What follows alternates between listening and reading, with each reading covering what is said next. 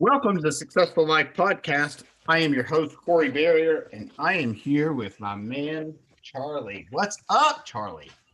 I'm doing great, man. How are you doing? It's Monday in Los Angeles. I'm doing a cloud check. There's one way over there, so we're a one cloud day today in LA. That's how we're rocking. I love that, dude. So, Charley, man, I'm super excited about this conversation. And the reason is because I get to ask you a bunch of questions that maybe I don't know, or maybe the audience doesn't know. And you're a Facebook expert. Like, you do the damn thing. So I'm super excited to hear. Um, First of all, dude, welcome to the show. Super excited about that. And if it's all right with you, let's just dive right in, dude. I'm totally fine with that, man. I'm ready. I got my swimming trunks on. Let's make it happen. All right. So, Charley, let me just ask you the first question I have for how did you start into Facebook? Like, how did you just wake up one day and you're like, oh, there's a new platform out. I think I'm just going to master it, or how did that work? Yeah, no, I mean, so before I got into advertising, I was a touring musician and radio personality, and um, that career ended due to a national scandal with a sex tape of a professional wrestler and a very famous New York talk radio host pulling his funding from a less famous Tampa, Florida talk show radio host. And as that lawsuit made its way through the courts, I also made my way 2,500 miles across the country and got a $10 an hour data entry job in Hollywood for an illegitimate social media company that then fired me 3 months later because their biggest account figured out what they were doing. I stole some work from them, started doing organic. My biggest client fired me because he put $100 into Facebook ads and did better than his 2K he was spending on with me with organic. And the next day I took basically his check to me, dropped it in on a credit card to Facebook, started promoting my band. And within about a year of that, I was managing a 7-figure daily ad spend at a very large international conglomerate ad agency because I'm a very good hire and nobody really checked my resume.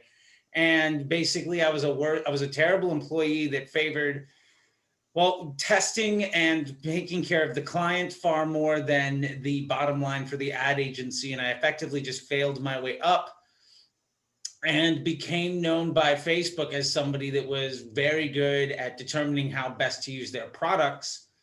And over about a decade, I have done well into the 9 figures of revenue and business across 5 different continents.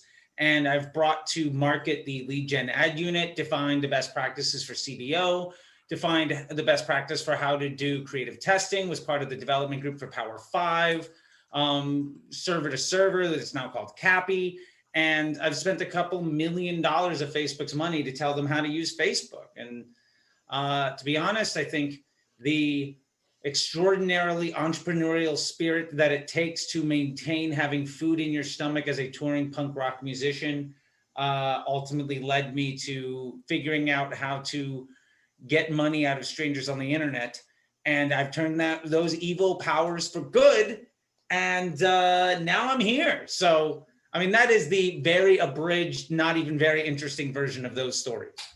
Good God. I mean, I can't even imagine the expanded version. So, but, so one of my questions is kind of tailored around one of the things that you said, and that's I want to know how do we know has the algorithm changed recently? And if it has, what would the audience like to know about that to better do their Facebook ads? Yeah, I mean, I think so. The big thing that has occurred is this piece called iOS 14, and that is the catalyst for what occurred. However, that's not the change. What occurred is the biggest structural change since the introduction of the conversion campaign. I remember running 7 figures a day before there was a Facebook Pixel, before the conversion campaign existed. And Optimized CPM, the conversion campaign, when it came out, was doomsday like apocalypse, the world is going to end, end of everything as we know it.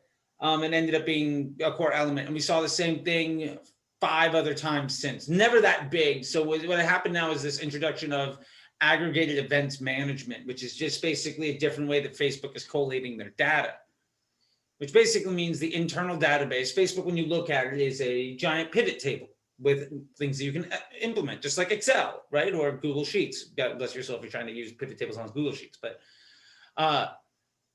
so what we're seeing now is data as a percent, in the interest of privacy, which is an ongoing effort from iOS 12, iOS 13, CCPA, GDPR, all of these fun different acronyms that everybody can throw around to, monger some fear. What we're seeing is a less and less ability for the unfair advantage of Facebook as having this extraordinarily high amount of data on a user, less and less ability to take advantage of that in a way that people have relied upon for years.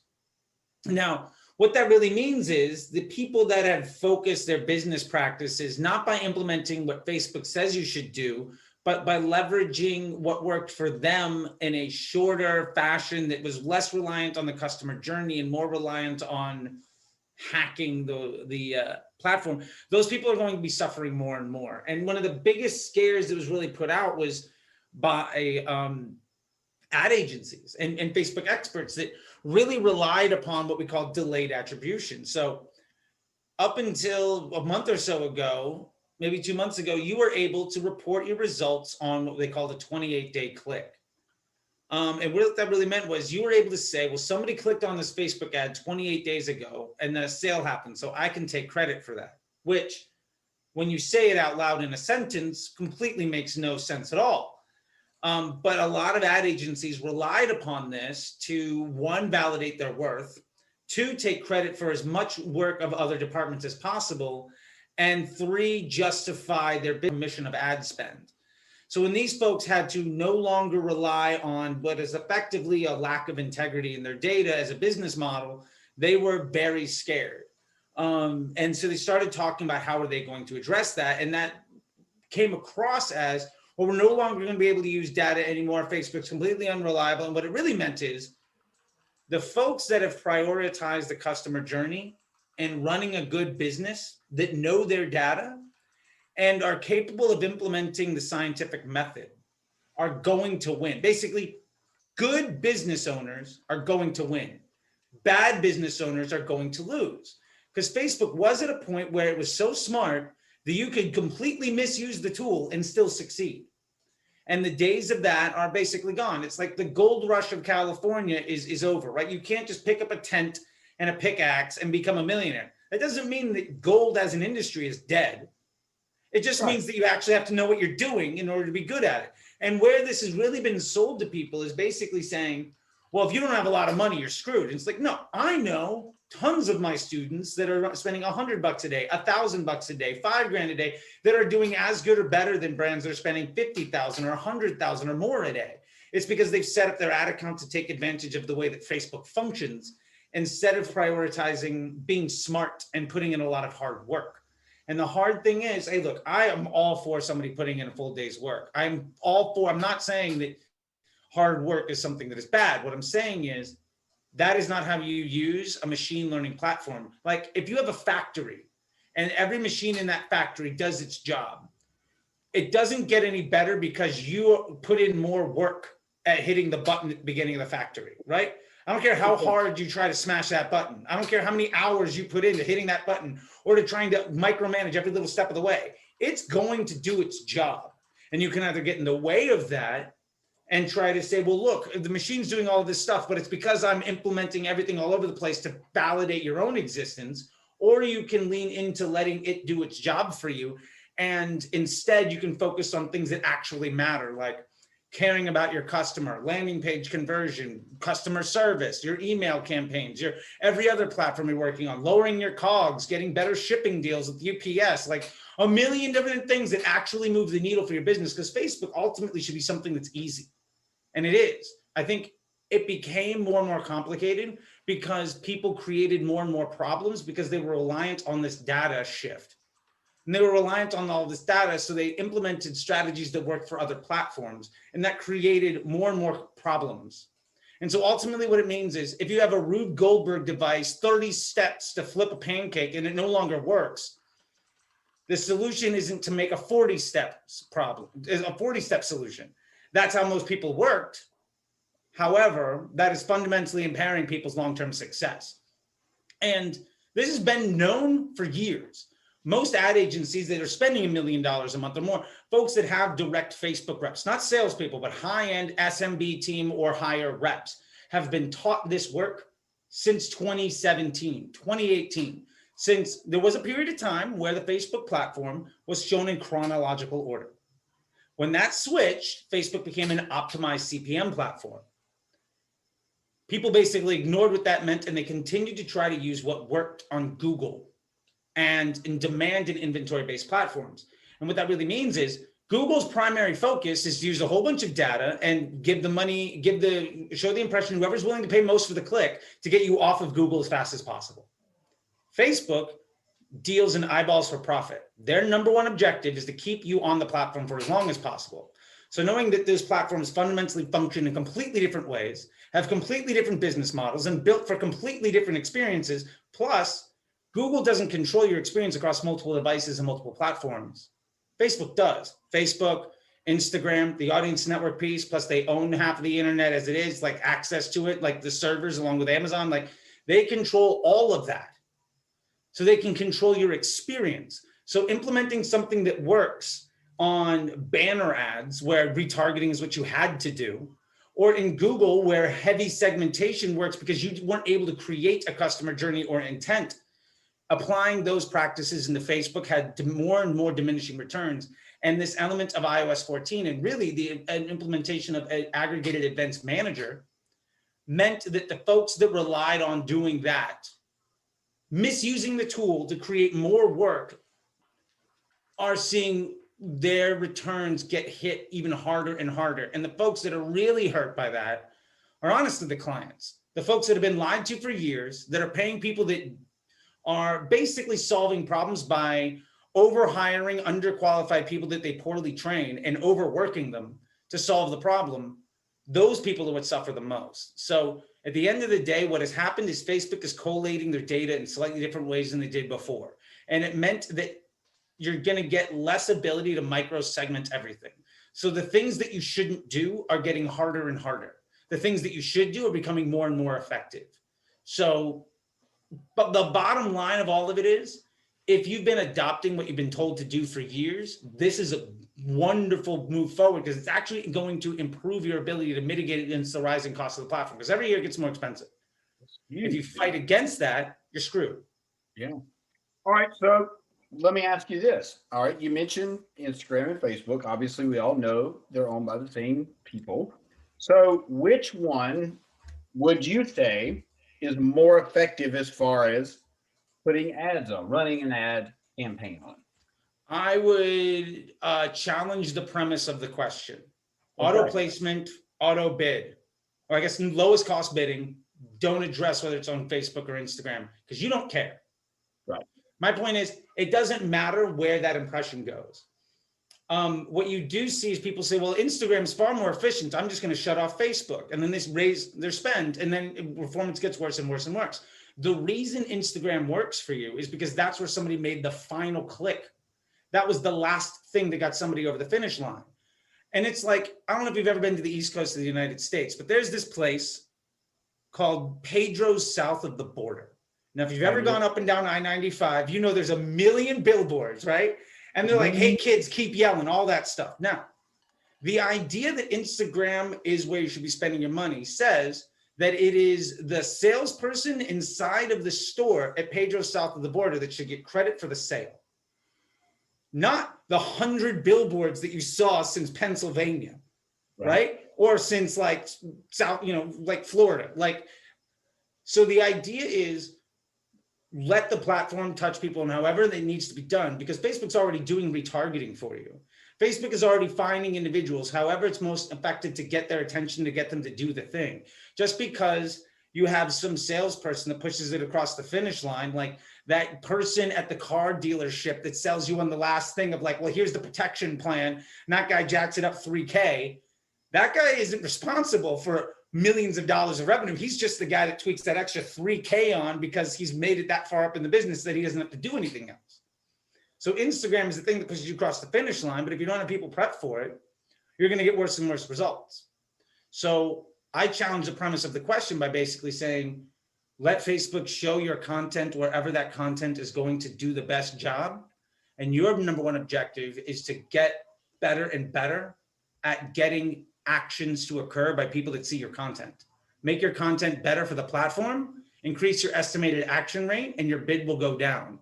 So anything you do that makes it harder for Facebook to show the right ad to the right person is a liability to your success. So that's limiting to Facebook or Instagram, using interest groups, or relying on heavily complex funnels with retargeting audiences and everything. All these things that work on other platforms are liabilities to success in an optimized CPM environment. Damn, great answer, dude. So, all right. So my next question is, what? So if I'm a small business, I don't have any money because I just started, right? 2020 hit, wiped everything out, and now I have decided I am going to start a lawn service. But I just bought all my lawnmowers, and I don't have I've got very little capital to spend. How much money, as a young business that's practically broke, how much money do they drop into Facebook ads to make a difference?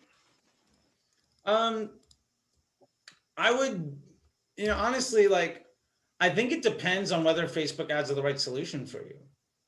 And what I mean by that is you have to prove the efficacy of any marketing effort. And while I happen to be a Facebook guy, I've also managed, $1 million businesses, 10 million, 50 million, $100 million businesses across multiple channels, right? Sometimes SEO is their only channel and I have to be measuring their onboarding experience and everything else. My point is, Facebook is the right tool to amplify things that you do well. Facebook should not be the tool that is what you live and die by. If your business is going to live and die by your ability to make Facebook work for you, then you don't have a business that should be using Facebook. And that doesn't mean you have a bad business. 100%. You can be running the best business in the world and not be on Facebook ads at all. I know a guy right now that does $800,000, $900,000 profit a month, no Facebook ads. $50 million brand. He's killing it. He's not on Facebook because it's the wrong fit for him. And that's totally okay. And I'm director of conversion and revenue for him. So I have sort of an idea for his back end. The point of it is for that individual, Facebook might be a great way of letting the people around you know you exist. And especially for small businesses in local areas, maybe what you end up doing is a reach campaign where you're just optimizing manual bid on a CPM and you're throwing up as many ads as you can and just turning off the ones that cost more money to reach people. Because really at that point, the business objective of Facebook is not to make you money. The business objective of Facebook is to be top of mind when somebody wants that solution. So when somebody starts talking about something, when they start Googling things, when they start chatting about stuff or checking out websites, because Facebook is tracking billions of users on millions of websites around the world in 24 hours and basically updating that data in real time. When somebody shows that interest in their behavior and their actions on any device where Facebook is logged in, so their phone, their laptops, their iPads, whatever, then you show up because Facebook has determined, well, you're talking about this thing. This person would probably like to see this content in their feed. We can use your content to keep this person on the platform and we can pay you for that, or we can have you pay us for that. And that's their entire business model. So in that way, I would say your best effort there is to find whatever the most cost efficient way is to be reaching as many people as you can in a way that your business can afford, because it's an investment in the incrementality of your growth. If you're not looking at it that way, print flyers, do other work, because all of that is effective, but Facebook's probably not going to be the thing that gets it done for you. And it kind of goes back to the first part of this, right? The people that didn't they didn't take people on a journey. They weren't customer slash client focused.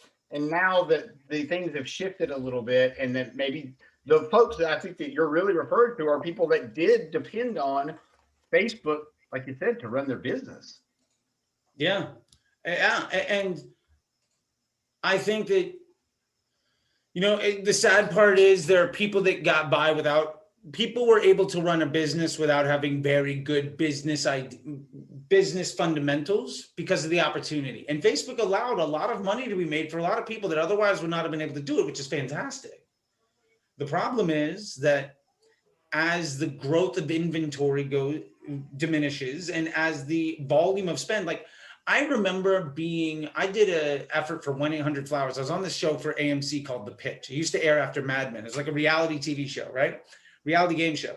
And it was to be the AOR for 1-800-Flowers. And you had to do something completely ridiculous and innovative. You had to spend $100,000 and you couldn't use television or radio or print to promote the brand. Now, mind you, today, you're like, oh, great, I'm going to go on Facebook ads. Right. At the time, that wasn't an option. This is like 2013. That wasn't a choice. Like that wasn't on the table. That was not something you could do. Fundamentally, that wasn't even that wasn't something that was an available choice. So we had to solve the problem that way. And we invented something called social gifting. And we basically made it so that you could buy something for somebody else. And we did this, I got a whole YouTube video. My point is, I'm not going to try to sell you on that. My point is that we were able to make that work at the time because we were using the platform in a way that allowed us to increase the ability for that brand to see value from it. And what we did was we had these $5, 1-800-Flowers has these $5 cookies, smiley face. Now $5 for a cookie is probably too much, but it's delivered, right? So what we did is we said, okay, you get this cookie, you scan this QR code, it brings you to this Facebook group, you join the Facebook group, you say, hey, I got it, and you can pick one of your friends and we'll send it to them for free. So we did 20,000 of those. They built a Facebook group of 20,000 people. Their average AOV on that 20,000 people over the next year was about $50. So they made $1 million by giving away 20,000 cookies. Damn. So my point there is we used the platform to amplify something that reinforced that business's core competencies, right? They had an email game. They had all of that other stuff. So in that way, basically, for you on Facebook, if you're really good at something, use Facebook to amplify that. And a lot of times that means like maybe what your best at is my email game is strong. My site looks like shit. I'm not good at customer service, whatever, but my email game is strong. Great. Get people, use Facebook ads to get as many leads as you can so that you can grow this giant pool so their email game can do something well. And that's why some people are crushing it influencer, and the exact same brand run by somebody else is going to be really good at YouTube. Like there's a million ways to market something. Sure. So it's all just built around this idea of using the tool properly. So yeah, I agree, and that's such a different. I think that's well. First of all, I don't know that I didn't know all of that. I didn't know the cookie story, which I think is phenomenal, and I think that's a great. I think that's a great point to highlight because groups are something that's another question that I had for you. Are groups still the way to go? Facebook groups. And I say that in a way, in a bit from a business standpoint. Like, let's just say, yeah. Yeah, I mean, I think Facebook is moving more and more to the groups. So what we did then was a Facebook page, right? And at the time, everybody was bidding for page likes because that was giving you the greatest reach, right? And like those are the first big Facebook campaigns, were page like campaigns. Just get people to like my page, right? And it was basically traffic because Facebook page was your website. Facebook groups are still very good. I think they're wildly underutilized. And I mean, I've used them I've monetized the shit out of Facebook groups. Like I've got one myself. It's about 12,000, 13,000 people. And I've got several, very nice streams of income that come from monetizing that attention. I've also worked with plenty of other brands where we built, 8,000 person or 300,000 person Facebook groups. And I think that it's incredibly valuable for you to own attention in a specific way that allows you to address people in a way that you can monetize. Whatever that looks like is really strong for you. For me, I'm garbage at email, but I can go into a Facebook group And I'll probably get the same, like what you consider open rate on an email. Like if I have 100 people in a Facebook group and I get 12 people to look at a video, I'm going to whine about the Facebook group and like my reach sucks. But if I get a 12% open rate on an email, I'm like the greatest email marketer of all time. So understand like what it is that you're talking about. It's all monetized attention. So understand what you're good at and lean into it. And in that case, like plenty of brands are killing it with Facebook groups. And I don't see any reason why that should in any way depreciate. I think it's just another tool that if you use properly can be an incredible asset for you. I mean, it's a CRM database, right? So it's the same thing as buying leads. Like it's Glengarry, Glen Ross. Like it's just getting leads, always be closing. If you have a lead full of people that are excited about what you have to do and you haven't sold them yet, and you're just using that to mature them through the process, awesome. So any tool is only as good as the person using it. And there are really poorly designed tools that one nut job has figured out how to make $1 million off of. And if you're going to try to tell him he's wrong for doing it, well, he's doing better than you are, so you should shut up. Like that's my point to it. And I think that there's no reason for that to go away. Yeah, I think you're right. I totally think you're right. So, all right. So, targeting, right? We hear about targeting. We hear about retargeting. Can you break that down for, let's just say I'm a small HVAC company and I want to target people that I think could use my product and service. How would I go about doing that? And if I know nothing about targeting, but I hear the buzz, and maybe I've heard people talk about it, whatever. Right? Yeah. So, yeah, how would you suggest somebody that owns a small HVAC company target their ideal customer? Yeah, I mean, I think create ads that talk to the people that have needs, right? So who needs an HVAC person? Someone that needs their air conditioning fixed, somebody that just bought a house, somebody doing renovating. Know your customer. Great. Those are your headlines. Your content should be whatever, you think sells, your HVAC, and your copy can just be talking about value adds or quality or all this stuff. But at the end of the day, like the easiest way to win that game is dynamic creative, 5 different headlines, which are all different use cases for your brand, different sets of copy that sell people. Because when you're doing HVAC, you're not selling a product, you're selling confidence in a service, right? Yeah. So your copy, the words above and below the image are basically saying, that's me. And then the picture is something to grab their attention. So as far as targeting is concerned, age, gender, location, those are the only targeting elements you ever need inside of Facebook, unless you're spending well over $1 million a year. That's $2,740 a day. If you're not at least $3,000, you don't need more than that. And if you're in HVAC, there's no way you're going to spend that much. I mean, even in New York, there's just not enough inventory, right, of users to be spending like millions of dollars a year. So for there, like your targeting is age, gender, location. People over the age of maybe 20, depending on where you are and what a homeowner looks like there. I mean, a homeowner in Indiana or in Atlanta or in Oklahoma is going to be very different than a homeowner in LA. I mean, I just bought my first home here in LA. I'm 37. Most of my friends are still like renting. Because it's like homes are $1 million, right? Like, I mean, a shack is like 800 grand. So like, who's going to buy it? So understand where your market is. If your market is the people I can service, awesome. I'm a 5-mile radius from this address. Great. Drop that address in 5 miles, run one dynamic creative. And the sole purpose of that thing is to reach people for as cheap as possible. And then get rid of anything that gets in the way of that. That makes sense. And first, you got to know who you're targeting, right? You got to know who that person is. For that, like you target with the ad, you target with your creative. A targeting audience is an obsolete concept in an optimized CPM environment. And what I mean by that is every ad creates a lookalike audience. So every ad is its own web page. That web page is measured with click-through rate and bounce rate, and just like anything else. Facebook looks at that to say, what is going to keep somebody on the platform and what is the liability to our ultimate business model of eyeballs for profit? If you're a liability to their business model, they're going to make you pay more. If you are an asset to the business model, you get premium pricing. but you get discounted rates. So what you want to do more than anything, because they're making those lookalike audiences, think of it as every version of an ad is a giant circle. Well, inside of your entire audience, let's say that's a big box. Facebook is going to try to target all of those circles because those are the highest quality individuals, and every ad may overlap, they might not.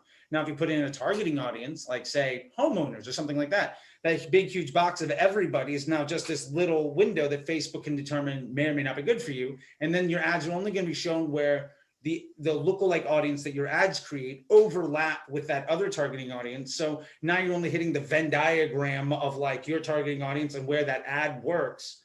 And so you can train the platform to be good at that, but understand you are fundamentally making the work harder, less stable, and less efficient, and ultimately limiting your ability to be as profitable as possible because you are leveraging hard work and keeping Facebook dumb as a business objective. And honestly, like, I think that you should empower your employees to be as strong as possible. Surround yourself with alphas. Don't act out of insecurity, and you're going to be much better off.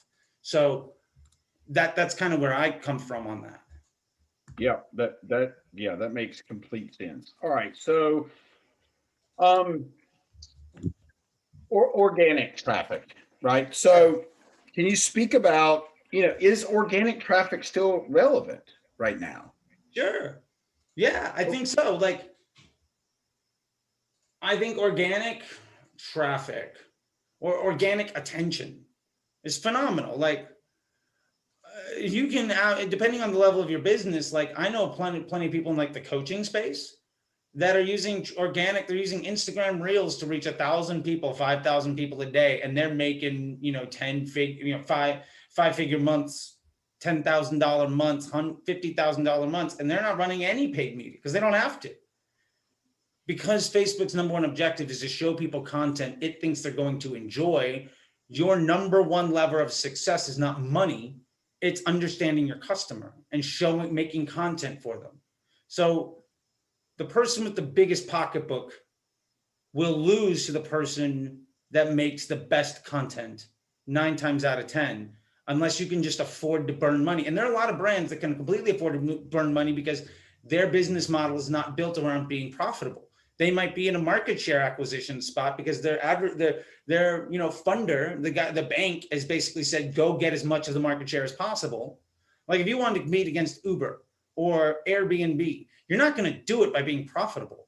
You're going to do it by stealing as much market share. Like Verbo is not running on we're making month over month profit gains. They're running on we're stealing as much business from Airbnb as possible. And then we're going to turn that around into something that's profitable. But they're remaining less than profitable for as long as possible because that ultimately gives them a larger mountaintop when they just do decide that profitability is their business objective. And I mean, a lot of small businesses probably don't have to deal with that, but the point is everybody's motivation is different. Like when I was spending $1 million a day for CBS, we had no interest in making money. We were using interest groups and targeting to understand who best to sell advertising space on our TV shows to. So when you're trying to be clever by targeting an interest group, understand that there's 1 million assholes out there dropping 7 figures a day for market research. You're never going to beat them because they don't even need to make money. Making money isn't even in anywhere on their business objective. And if you have, a room full of people with, fuck you money, and you're trying to run a legitimate business, you're screwed. Yeah. But if you can give a shit about your customer and make things that talk to their pain points and get their attention, you don't have to pay a dime and you're going to make a lot of money. 100%, dude. Because it is about, look, and I know you'll agree with this, people don't buy for their reasons. They don't buy for your reasons. They buy for their reasons. Yeah, absolutely. And so you have to understand what those reasons are. I think it's infinitely more impactful to do market research with your desired customer base and to understand who that customer is than to drop $1 million on creative testing. Like you can get the Harmon brothers to make you the next, amazing video.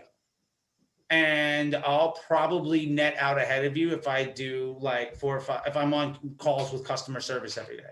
If I talk to customers on a daily basis, I'm going to beat you until you can spend enough money to pay off the Harmon brothers, plus all the market research that it takes. It's going to take you a year to maybe catch up to where I'm at. Now, you might beat me in the long game, But like, if we're talking about where we're against each other and you can drop $1 million on one 30-second spot, like, I'm going to be able to amplify that attention at a level that is going to take you years to be able to catch up with.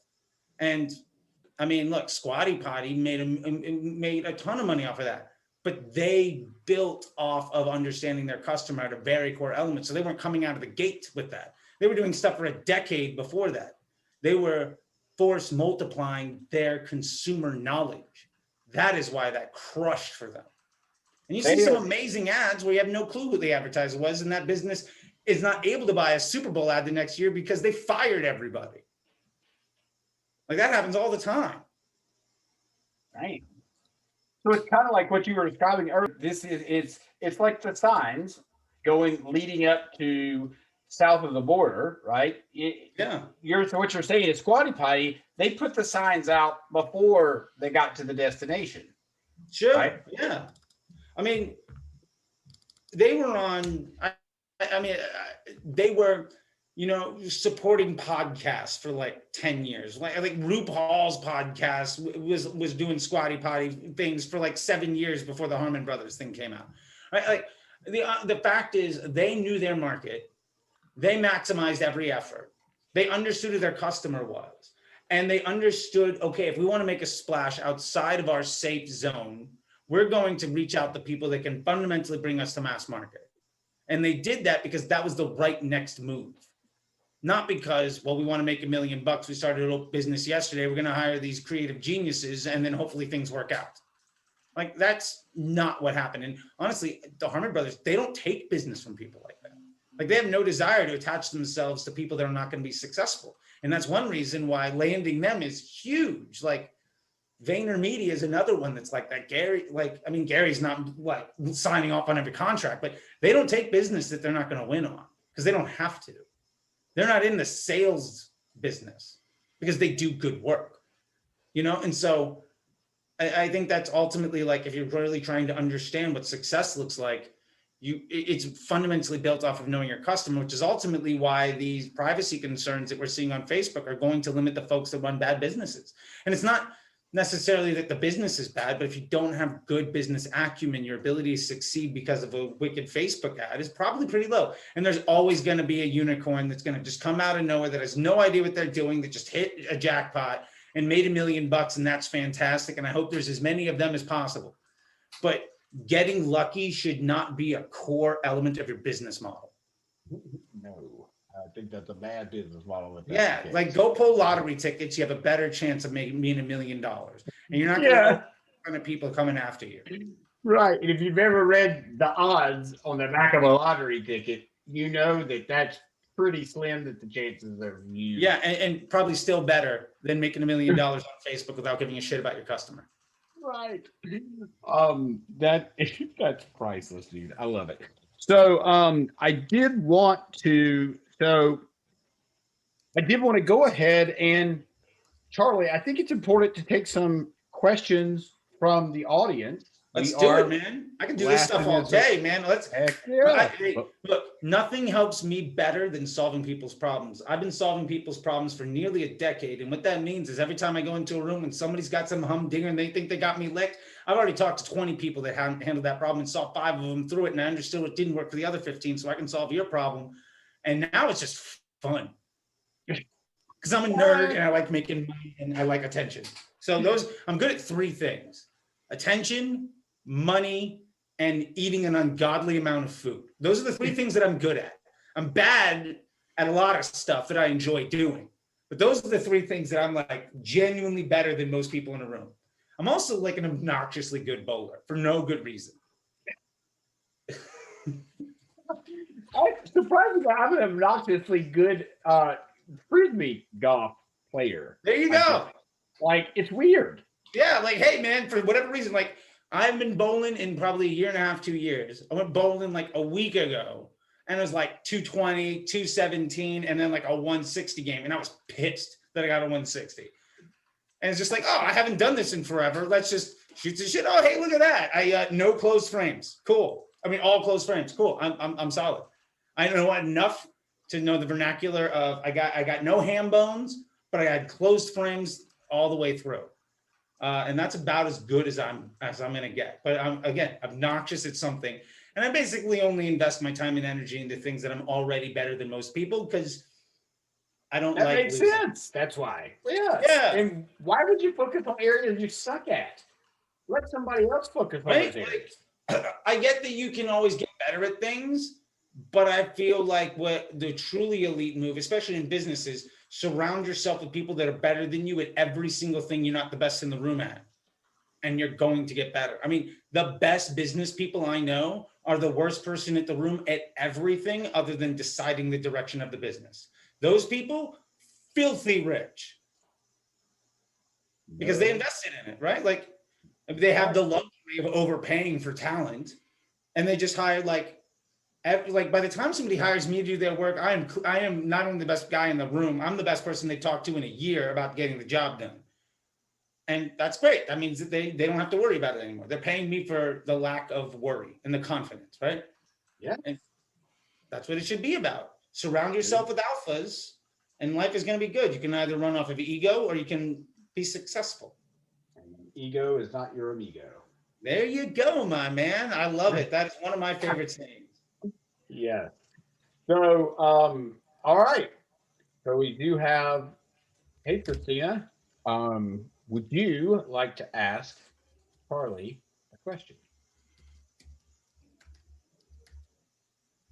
Or not? Christina. Yeah, there you are.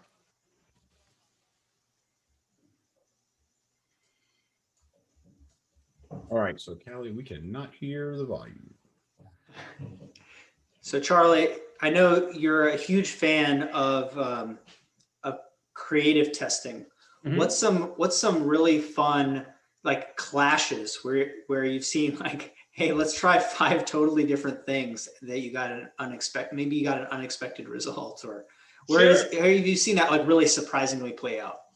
Yeah, I mean, one of my big clients, or where I learned a lot, was in this brand 310 Nutrition. And we brought them from about 8 million to an SPAC. They're almost going to a Deloitte, and they fell about 5 million short of a 9-figure valuation. It's a bit of a heartbreaker, but a great success story, but ultimately one that ended with a lot of people leaving the company. Anyway, an aside, my apologies. But one of the great things we found with them is they were really built around influencer stuff, right? In a way that like influencer was not a thing yet, right? I mean, we're talking 2016, 2017, paying celebrities that like Real Housewives, like $1,000 a month to take 5 pictures and do stuff. And one of the things that we found, like, it was so bizarre trying a bunch of different ideas with them. And I loved that that guy was like, I want to make a $10,000 lesson. And he was completely fine blowing money to learn things. And it was great. And one of the things that we found there that was completely obnoxious, that totally worked, and I've been using it a lot since, and became actually one of my core strategies, was retargeting with upsells. So like, you don't want the full price product. You don't want the discounted product. Okay, how about 4? And people were like, okay, I'll take that. And what I realized was it's the classic infomercial thing. Like, okay, the Ginsu knife. That's cool. You want the knife? Yes or no? Hey, that's cool. Maybe I'll spend $30 on that. But wait. You don't want the $30 thing? Fine. I'm going to throw in 2 of them plus some blocks, the little thing that cuts the fish. You're going to get like a knife in it. You're going to get another thing. And then it comes up in a nice wrapper. And then, by the way, we'll give you twice that for 3 easy payments of $29.95. And now I was on the fence of maybe considering paying you $40 for one. But now that you made it really easy for me to drop $1.50, I can't pick up the phone fast enough. And stumbling my way into doing that on Facebook ads has been a core element of how I've driven AOV and customer journey. Because what I realized is that a lot of times the product is wrong in the fit because somebody else is willing to give the person something they want because they're already sold on the concept. Very few people are innovative in the actual product that they're bringing to market. Most people are selling a version of something that somebody's already sold themselves on. For instance, like if somebody's selling wallpaper, you can sell a sample, and you can run your whole business saying, well, people that buy samples are really they tend to buy more things. Great. So you can buy, you can sell a bunch of samples for $5 a piece, and hopefully you make some money. Or you can sell somebody enough to fill out their whole house and just be like, hey, do you want to buy this? One of them is a $1,000 product. One of them is a $5 product. Do you know how hard it is to scale a business on a $5 AOV, where like 1 out of 100 people buy things? And if you just start trying to focus on really bad customers that are all $5 people that can't ever buy that 1,000, you might get another 500 customers and 4 more people that are likely to buy. Like, that's not a scalable business model. So like offering people higher price things increases your conversion rate, because people are disqualifying themselves early enough that customer journey is far more profitable. And that was so groundbreaking to me when I thought the solution is, well, just discount the product. Discounting the product brought you lower quality customers that were less likely to pay you more money, that had lower LTV over time, lower brand awareness, and ultimately was a losing game because Jeff Bezos already won that fight. Wow. Dang. Wow. I want to switch it over to Clubhouse, and we're going to take some audience questions. All right, let's do it. Yeah, so I'm going to go ahead and, Charley, if you could let everybody know where they can find you, because this concludes this part of the podcast, and we are going to move it over to CH. So could you let everybody know where they can find you? Yeah, absolutely. So you can find me, facebookdisruptor.com is my site. From there, you can find my YouTube page, my Twitter, my Instagram, my Facebook groups, all of which are at CT The Disruptor. Also me on Clubhouse. The YouTube is The Facebook Disruptor. By the way, Facebook Disruptor is not a name I gave myself. They have an internal group called the Disruptor Group. It's the top 100 advertisers on the platform. I got in there because I've been defining best practices and spending a ton of Facebook's money to teach them how to use their product so that they can teach other people how to make money with it. That's the internal name for the group. And a lot of those people are students of mine. I just didn't realize when I joined Twitter that like nobody's talking about it, and everybody that's an expert has no clue that this thing actually exists. So I just ended up taking that as a brand accidentally. So you can find me everywhere, The Facebook Disruptor. And and from there you can find information. You can see organic stuff. You can pay for ebooks. I got courses. I got an MBA training program where I'm basically over like a 9-week period going to be able to train folks to use Facebook in a way where instead of solving the problem by undertraining people that you overwork and poorly pay, you could get rid of like 3 or 4 of them and have one person do a job that keeps that client. So you don't need the sales team to work nearly as hard, because the relationships you do have are actually profitable after 3 months, 6 months, 9 months. And really training people how to understand that so they can stop getting taken advantage of by people that honestly don't know what the hell they're doing. So any level of that stuff, from Patreon, where you just get ebooks and things, all the way up to courses, Slack group, and full-on training. Over the years, just everybody asked me for more and more stuff, and I didn't want to, fine, here it is. And then 5 years later, now I've got a solution for everybody, and it has made my life great, because all I did was respond to overwhelming market demand, and I've had no losses. So taking my own advice, that's what I'm doing. So find me at facebookdisruptor.com, and I'd love to talk to anybody. Honestly, I am a bit of a nerd, and I'm legitimately kind of obsessed with helping people like measure, test, and scale their ad accounts. And that primarily just comes from I had enough experts sell my work and lie about their version of the results that I kind of have this chip on my shoulder. Honestly, like where it really broke the dam for me was Tim Bird selling the cloud CBO, which is 100% my bucket-based CBO case study from a year and a half before. Word for word, he did it on stage for 20 minutes, sold it for $700. When that happened, I was at a convention in Vegas when he filmed that. And I was like, holy shit, I wrote this deck. And from then on, I was like, screw it. I've picked my side. And my goal is to help people out so that low integrity individuals who require fear mongering and a lack of overall business acumen to succeed, they're in my crosshairs, and we are aligned in an immortal battle to the death, and I'm going to come out on top one way or the other. And I'm very happy about it. So that's where you can find me. Perfect, Charley. Appreciate it, my man. I'll let you know when this drops, and really appreciate you coming on today. And thank you, sir.